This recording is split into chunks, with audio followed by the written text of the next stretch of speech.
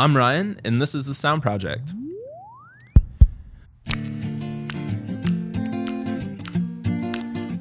So today we have Nate Pitts on our podcast. Hello. So Nate is our intern this year, and this is actually the second year that you've interned with us. Right. Which leads to a comment that you made right before we started filming that you're intern number 2. Yes, the only intern this summer, but somehow I'm still intern 2. Yep. So last year, the interns were you and George Waller, who is now full-time and on staff with us. Right. And it just worked out that his email address was intern@haverstickdesigns.com. And then the second one was intern2, and that was you. And so then once George got hired, we were like, nope, he's got to stay intern 2. Which I was always confused about, because I was confused whether you went with intern 1 and intern 2, or just stick with intern and then intern 2, or intern and intern 1. It's a lot of different options you could have gone with. There, but nope, it was intern and intern 2. And intern 2 still survives. Yeah, absolutely. But that being said, so like we were really excited to hear that you were coming back. I know that you were looking at some other spots and everything. Yeah. But tell us a little bit just about you, like where you came, like where you're from, and like I know that you're at Purdue, but just like what you're majoring in and things like that. So I'm from Mishawaka, Indiana, which is like around Notre Dame, the South Bend area. And I'm in audio engineering technology at Purdue. And then I also have a minor in theater design and production there. Okay.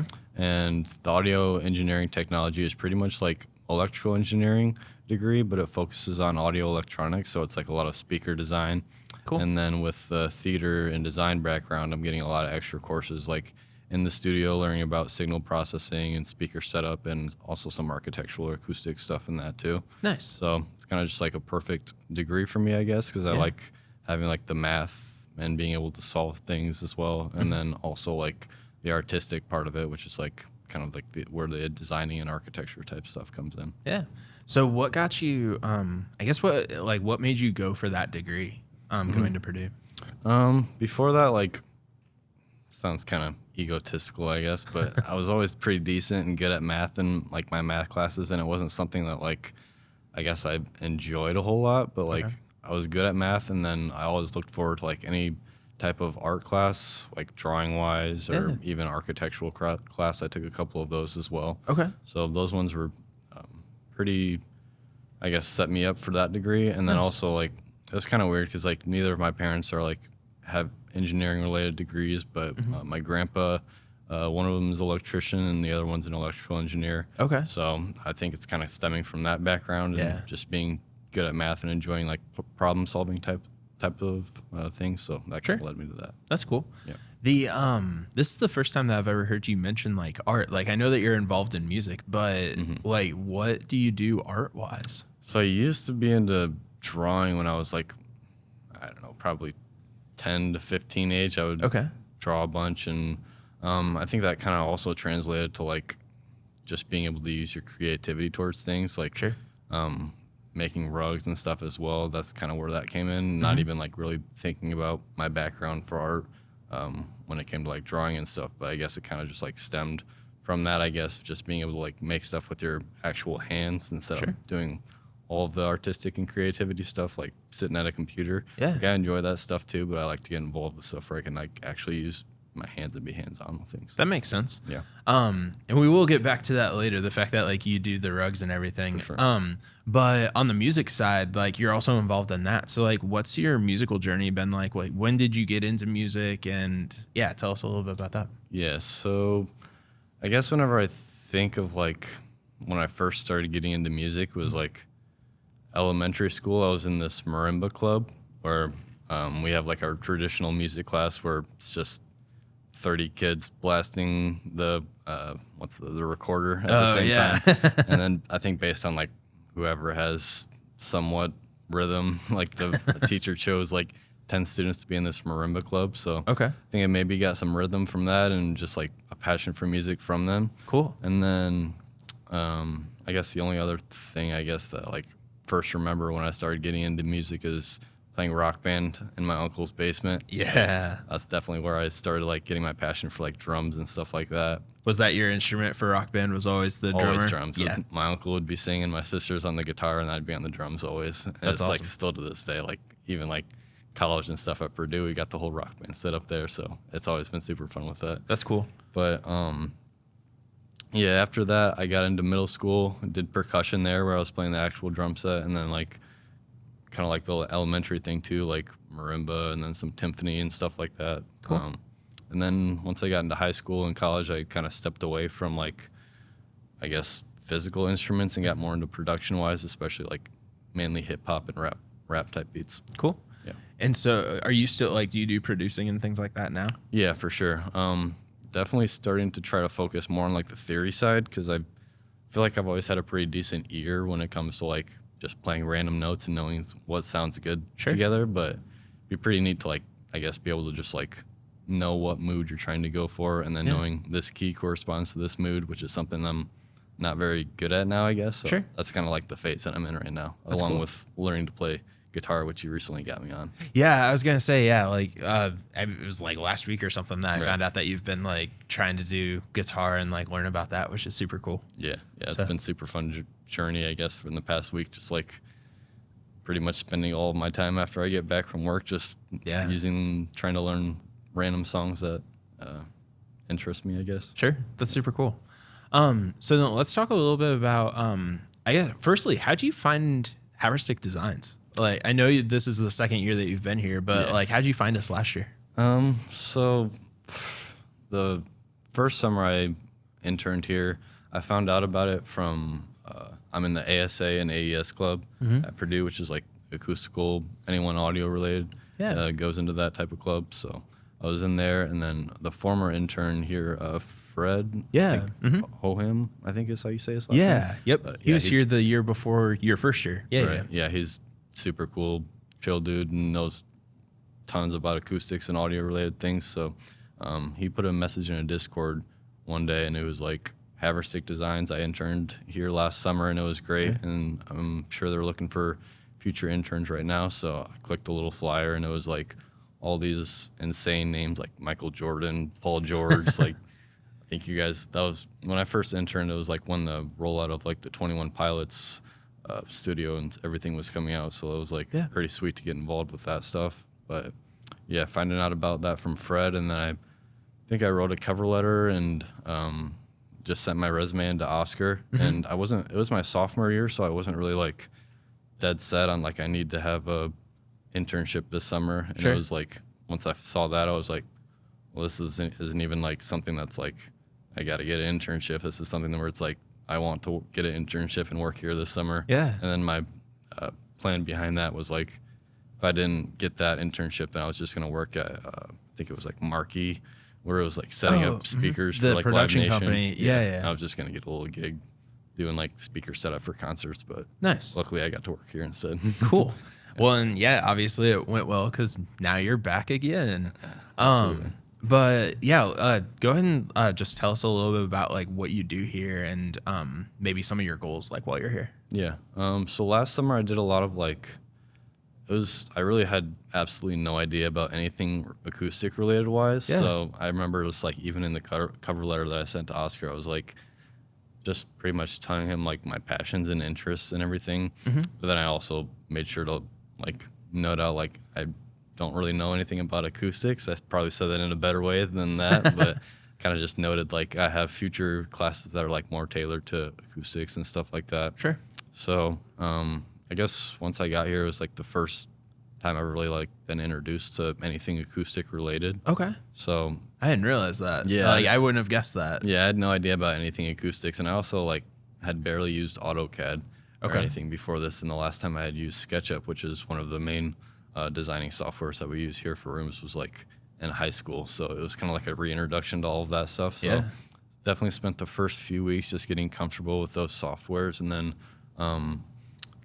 the way that they did projects for interns was really cool. It was like Oscar pretty much sent like a big document of like all different types of projects that I could choose to work on. So it wasn't like, here's this project, work on this. It was like, here's a bunch of projects, whatever one excites you and whatever one you're most passionate about, like go for that one. Yeah. So it was like pretty sweet just being able to pick through those. But I think the main one that I spent a lot of time on was the Atmos dynamic component. And then also I think the one that was like the most proud of the work that I like the outcome of it was the reverb time model updates that just made that process way more efficient. Yeah. And then I also did some like site visits and stuff like that, and just being able to take in all of Gavin's knowledge during that was pretty cool. Yeah, that's awesome. So with that being said, like, and those are some of the things that you're doing here. Like, what are some of your plans for after school?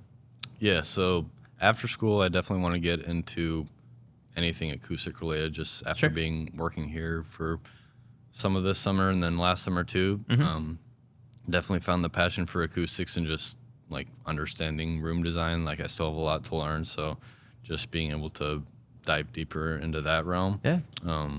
My degree is in electrical engineering, which don't really have a super strong passion towards like electrical wise stuff.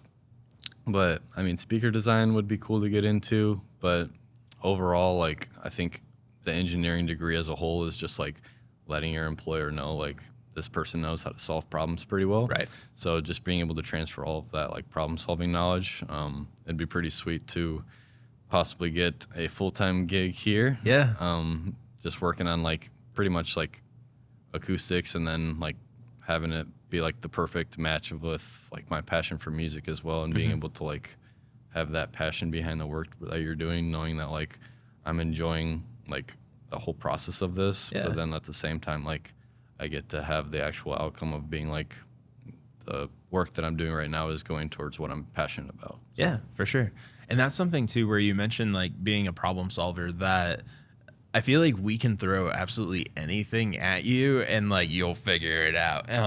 So and like I know some of your use behind that is like using AI and like ChatGPT, and like we've talked about ways to like incorporate that into our business model. But like, what got you into the AI side of things? Because I feel like you utilize that more than anyone else I know. Yeah, it's kind of scary thing to get into just because like I feel like it could kind of take over. But I guess when I first started, like kind of like I said before, I didn't really know anything about AutoCAD or SketchUp, so just using that as a tool. Whereas like I kind of the first week did like the regular like thing that someone would do, getting into something, watching like basic YouTube tutorials and stuff like that. But then when you get into something like pretty specific, like I need to figure out how to lock this line to an access plane or something like that, instead of going through a Google search to figure that out and going through a 20-minute YouTube video of trying to find that exact spot, just typing it into ChatGPT real quick and getting like a exact answer right away is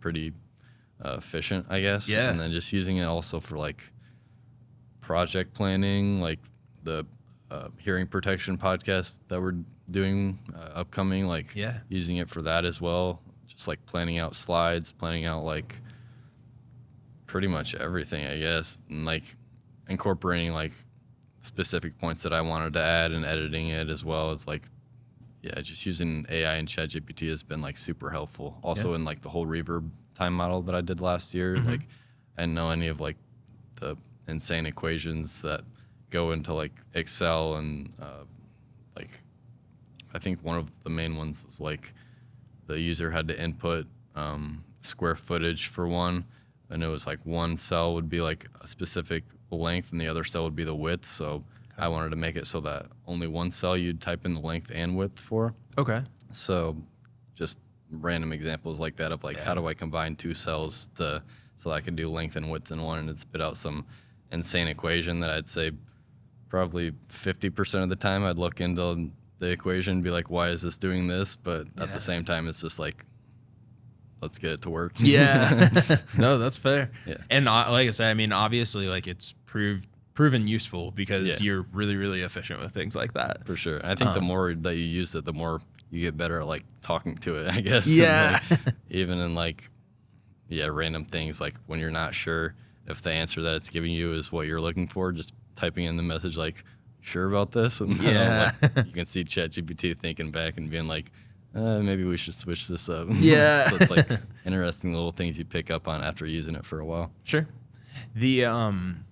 earlier you had mentioned that Oscar kind of like gives you a list of, all right, these are some projects that we're looking to do as a company, and you can kind of pick and choose like what you want to work on. Like, do you have a big project this summer that you're working on? So, yeah, he gave me a project to work on where it's pretty much just like Tracy will send me these AutoCAD files, and it'll have all types of layouts, and then I'll add doors and windows to those, and Nice. that'll just give the employer like a better outlook of how the space is going to look. Sure. So I've been working on that a lot. Also, what else? That's a pretty exhaustive like project too. Like I know the one that you're referring to, and it's like there's a lot of rooms involved on that one. Yeah, so. it's something that like as for like the dynamic components and stuff like those ones, like I'm working on a component right now that Oscar has set me up with one of our doors. He's wanting to make it into a dynamic component so that you can just have a drop down box on that door and have the option to like, what angle do you want this open? Do you want this to be a double door? Sure. All types of things like that. And those are the types of things where you really have to like put your noise canceling headphones on and have like some smooth jazz in the background and just like lock in and like put all of your brain's focus towards those types of things, where you have to really like map out every scenario and how to go about that. But then for like the AutoCAD ones where I was talking about with just moving doors and windows, that's like a nice little break from that as well, which is like you can throw a podcast or like an album that I've been wanting to listen to in the background, and it's kind of just like autopilot mode of like moving things around, which is a nice little break from having to be like 100% capacity brain when it comes to like those dynamic components. So it's like the perfect fit of like different types of tasks to work on. Sure. So for those that don't necessarily use SketchUp or know like what those dynamic blocks are, like go ahead and talk a little bit. I mean, because my understanding is just that they're like items that you can then build, and then you kind of build this library and you can like reuse them in other things. Is that kind of that's a good way of putting it. Another way that I would describe it is just like you have a regular block in SketchUp, and that'd be something that you drag in and say that's just like a door. Okay. And that door is going to be itself, and like you can't make any changes to it at all. But then if you make that door a dynamic component, then you have like a drop down list where you can select like the color of it, and then you also have like different boxes where you could like input the length and width of the door. Sure. And that would just save tons of time on like reorientating and rescaling each specific individual component, whereas opposed to like just typing in the length and width of the door, and then also having different options to do like drop down double door. I know with the Atmos component that I did last year as well, going from like a 7.1.4, I think is the most like common type of setup. So that would be the default. But then you also have the option of going like 9.1.6 or any type of different speaker setup from that. That's awesome. Yeah. The so through that so earlier you mentioned that like you're primarily into hip hop and rap, but then you also talked about like putting on smooth jazz or putting on podcasts. Like, what are some of your go-to like artists? What are some of your go-to podcasts? Yeah, definitely changes a lot. Yeah. I'll get into like all last year I was pretty much into Detroit hip hop, which is like faster tempo and a lot of like weird like percussion hits, a lot of like heavy 808s and bass, but also like they switch up notes and are more frequent than like traditional hip hop, I guess. Okay. But then like, yeah, I've always been into pretty much, I'd say every genre a little bit besides, I say country, but now that I've started to learn the guitar, it's kind of scary that it's starting to creep up on me a little bit. But yeah, like I'll go through a rock phase where I'm listening to like old rock or like 70s or something like that, and then like I don't know, having like kind of like I said before, smooth jazz on the background is kind of makes you not. I use it for schoolwork all the time at Purdue, just like whenever I have like math stuff that I would not want to be working on, I guess. Like just having like some smooth jazz to keep you calm and keep you focused has always been like a huge help, and I've always been doing that for schoolwork type of things. Nice. Yeah. Cool. What about podcasts? Podcasts, yeah. Listen to podcasts all the time. Like if I'm ever at home doing the dishes or anything like that, or long car rides sometimes too. I'm a big UFC guy, Yeah. So I'll go for Sean O'Malley has a really good podcast, and then his coach as well, which it's kind of like the perfect mashup for me. It's like they go into UFC fights, but then they also go into like kind of like mental health, wellness, and like pretty much topics surrounding like being the best version of yourself. So it's like Cool. I like to use those type of podcasts when I start my day, just to kind of get me in like get me fired up and get me in a good mood, as well as like I think there's another one I listen to called Modern Wisdom, where it's kind of the same topics of just like productivity and being the best version of yourself. So I usually listen to those types of podcasts in the beginning of the day, and then once I'm like ready to wind down, I'll put on some like Kill Tony. I'm a big fan of any comedy podcast like Theo, Sound Project, obviously. Yeah, absolutely. Nice. That's awesome. Yeah. And then, nice plug, by the way. Absolutely. And then outside of work, I know like we played disc golf a couple of times last summer. But like I think you were doing like competitions or something like with disc golf. Yeah, right? I've always been super into disc golf. Like it's kind of like the perfect sport, I guess, for me, because I've always enjoyed being out in nature and just like away from, I don't know, noisy stuff, and kind of being by yourself. You can disc golf by yourself, or you can do it with a group of friends and have like a great time either way. So Yeah. I was doing a competitive team at Purdue for disc golf, and that's been pretty fun as well. I also do like, I know last summer me and my roommate did a couple tournaments around here. So yeah, it kind of is like I definitely have like a competitive side of me where it's like I think I kind of always got to be involved in some type of like competition or competitive side, whether it's like there's nothing on the line or not. But it's like, I always like to be involved in things like that. Nice. And then the last thing I want to talk about, as we kind of said that we were going to bring this up later on. So this is a Haverstick Designs rug. Hopefully that's like in frame that people can see that.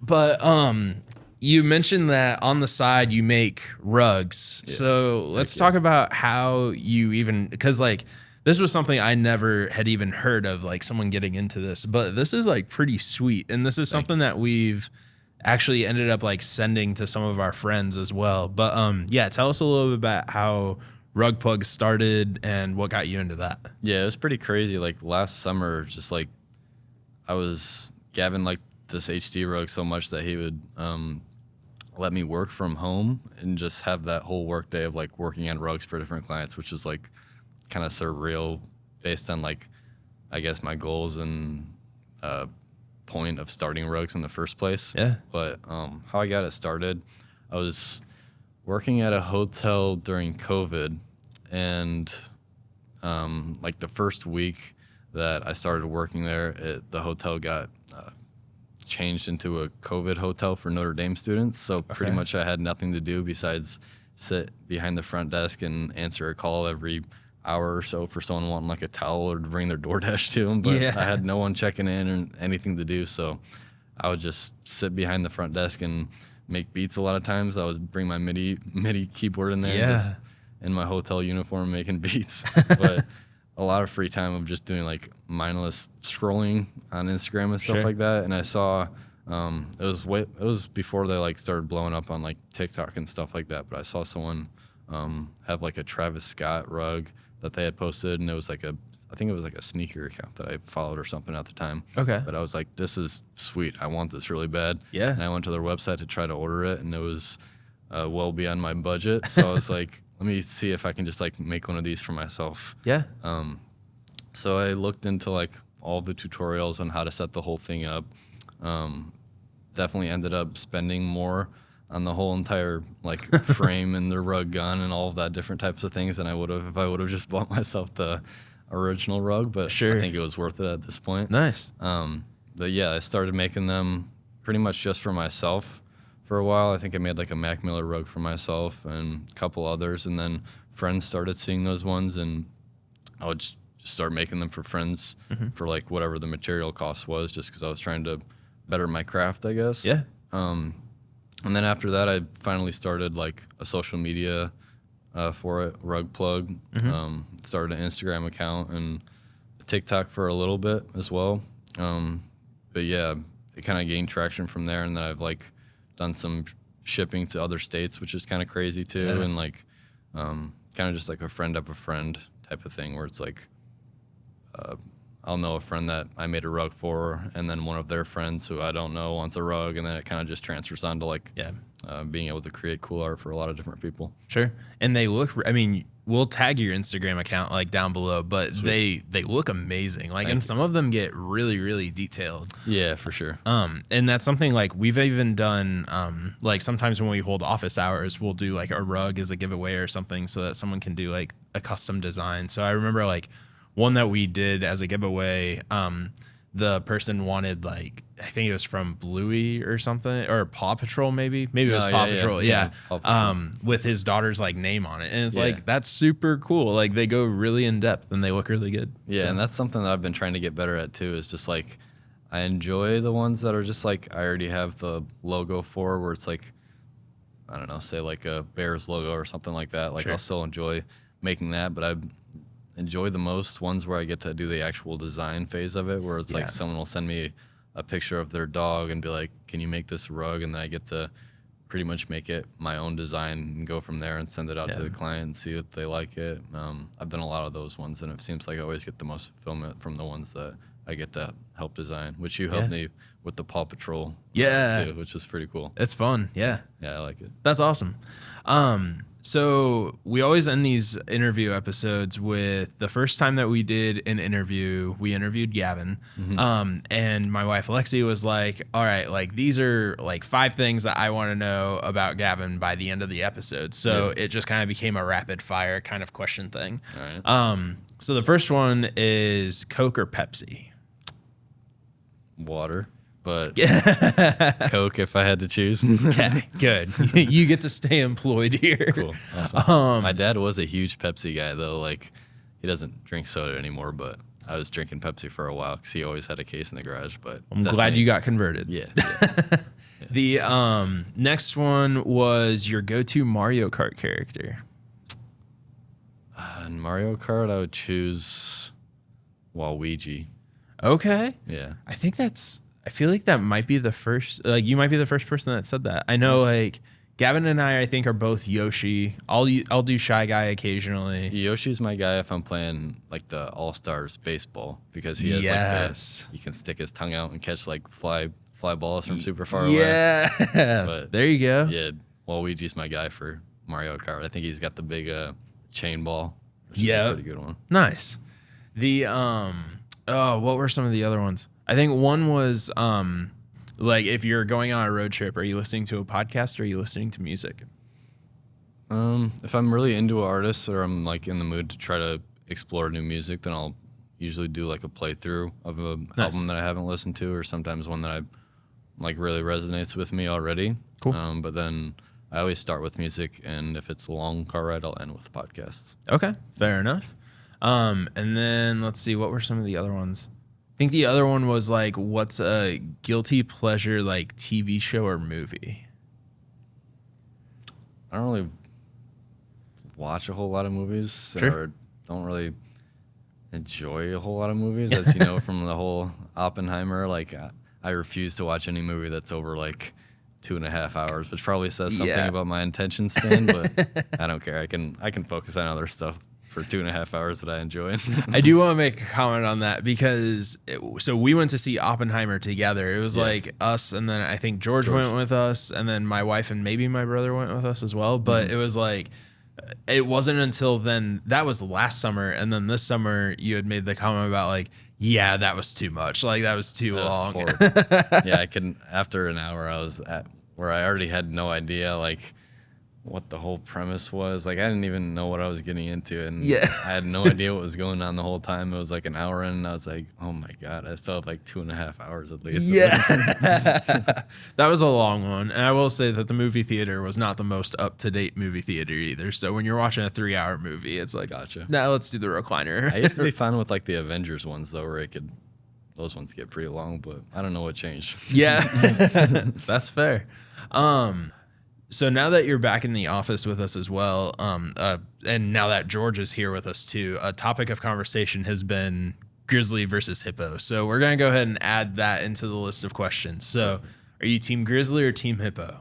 I would say starting out, I was team grizzly, but after George brought it up probably every other day last summer, he's converted me to team hippo. So heck yeah. One interesting question I had for George, I think I asked him last week though, was what is your over-under on the fight time between those two? And he said 2 hours, which I was pretty astonished by. But I don't know. Maybe that's another one that you could throw in the question box. Yeah, how long is it going to take people to do it? Or how long is it going to take them to fight? Sheesh. Yeah. That's a long one. But 25 minutes. Yeah. I think I'm more on the 25-minute side. Yeah. 2 hours is a little crazy. Yeah. Yeah, we'll go 25 minutes. Cool. But anyways, it's been awesome to have you back this summer. Like I said, like I know that there are other internships that you're looking into, but ultimately you decided to come back here. So we're all really excited. Yeah, heck yeah. Yeah. But yeah, we're all really excited to have you back, and I'm excited to see, you know, what happens the next couple of years, like as you finish school and as you go into your career. But yeah. So that's been another episode of the S.O.U.N.D Project. As we mentioned, Nate runs rug plugs, so we will tag his Instagram account down below, but go ahead and comment below if you were to have a rug designed by Nate, what would you make that design of? So thank you again for tuning in, and we'll see you next week.